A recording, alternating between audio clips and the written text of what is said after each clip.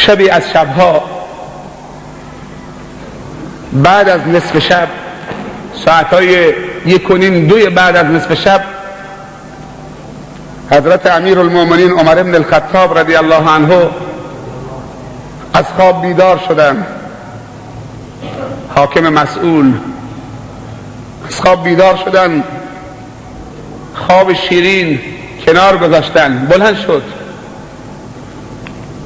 آمد بیرون، کوچه به کوچه مدینه داره تفقد میکنه، خودش تنها که شاید مشکلی در کوچه های مدینه باشه، دزدی، غارتگری، کسی دنبال ناموس مردم باشه، راهزنی.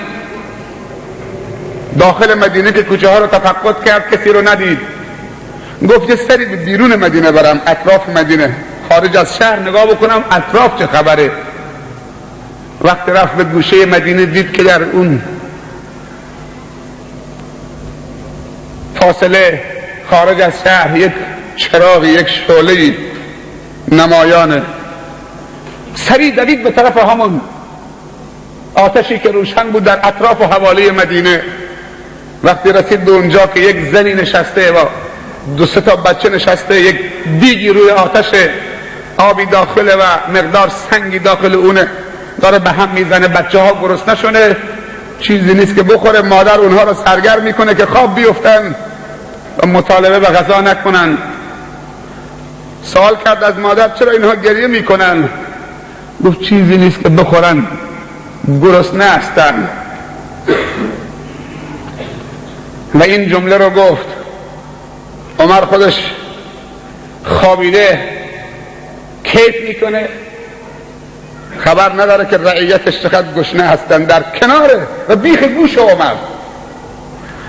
عمر به لرزه افتاد، تن به آشنایی نداد رضی الله عنه.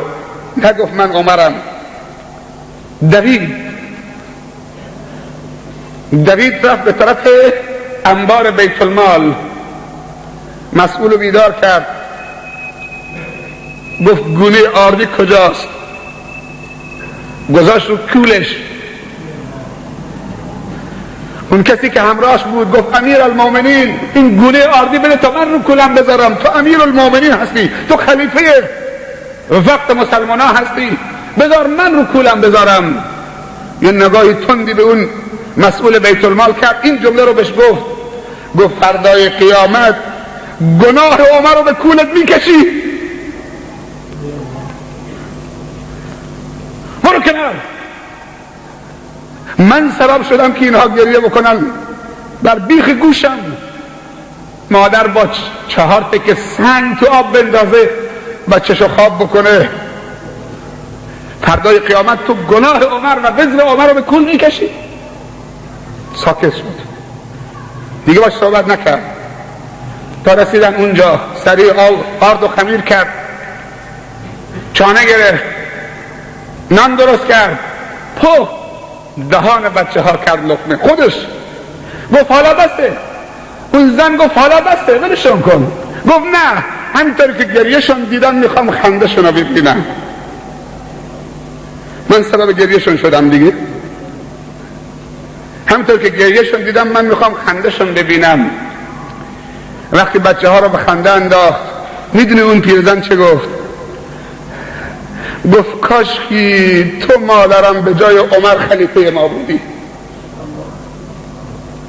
کاشکی امیرالمومنین تو بودی نه عمر که خوابیده خبر از ما نداره، کاشکی تو بودی.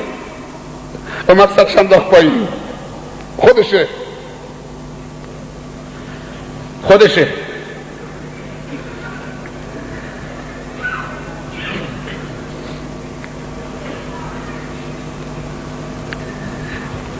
الگو رو از کجا بگیریم؟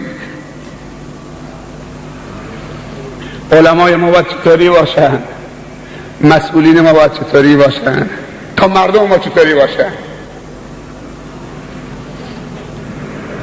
پیامبر صلی الله علیه و سلم میفرمایند اگر 2 صنف در مردم خوب شدن همه مردم خوب میشن، یکی علما و یکی امرا و حکام. العلماء والامرا علمای امت من اگه خوب شدن مردم خوب میشن و امرا و حکام امت من اگه خوب شدن مردم خوب میشن.